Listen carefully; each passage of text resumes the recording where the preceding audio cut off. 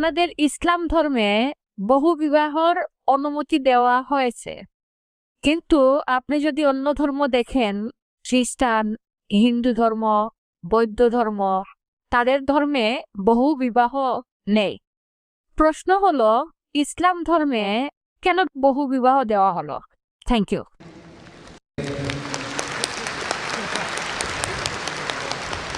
তবে ইসলামই হচ্ছে একমাত্র ধর্ম, আর কোরআনই একমাত্র ধর্মীয় গ্রন্থ